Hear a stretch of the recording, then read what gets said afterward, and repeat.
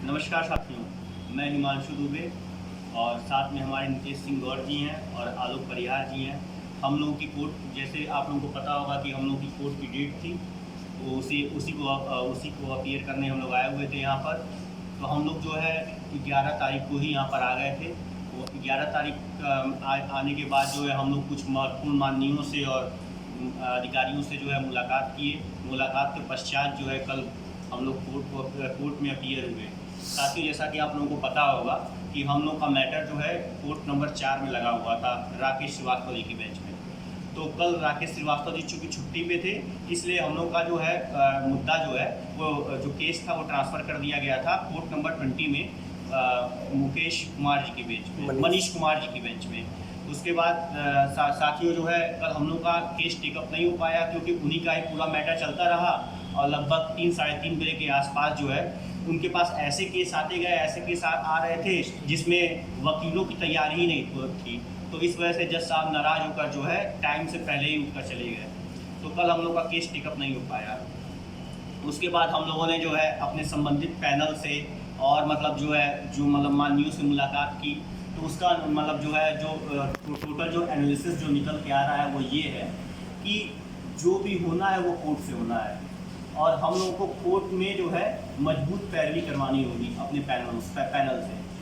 तो हम अपने सभी स्वर्ण साथियों से जो ओवरलैपिंग को मुद्दा बना करके चाहे लखनऊ बेंच में लड़ रहे हों चाहे इलाहाबाद बेंच में लड़ रहे हों, उनसे यही अनुरोध करेंगे कि मतलब जो है प्रॉपर जो है ब्रीफिंग कराइए और मजबूती से जो है कोर्ट में ही हम लोग को लड़ना होगा जीत के लिए। हम सेलेक्टेड जो जनरल के हमारे साथी जो सेलेक्ट हैं, जो 69.07 से नीचे हैं, उनसे भी मैं कहूँगा कि आप लोग सीनियर हैं और आप लोग मतलब जो है सक्षम भी हैं, तो आप लोग जो है इस लड़ाई में जो है खुलकर सहयोग करिए, क्योंकि मामला तलवार जो है आप लोगों पर ही लटक रही है। लेकिन हाँ, अगर ओवरलैपिंग पे जीत हो जाती है तो हम कुछ अनसेलेक्टेड जनरल का भी इसमें फ़ायदा हो जाएगा। जैसा कि आप लोगों को पता है कि ओवरलैपिंग आरक्षण का लाभ भर्ती के किसी एक चरण में दिया जा सकता है, हर चरणों में नहीं।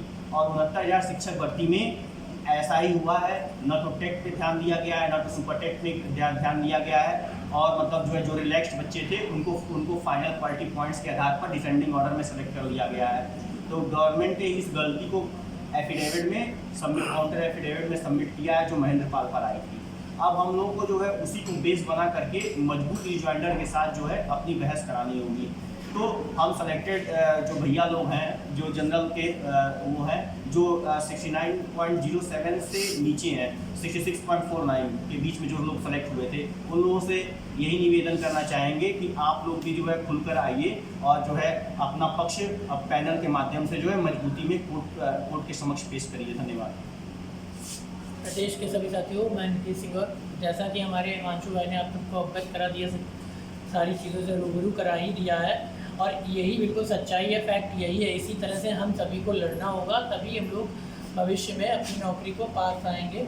अन्यथा आप देख ही रहो चीज़ें जैसी परिस्थितियाँ चल रही हैं, तो हम लोग को अगर जैसे कोर्ट में भी अगर और भी ज़्यादा मजबूती के साथ अगर आना पड़ेगा तो उसके लिए भी आप भविष्य में तैयार रखिए।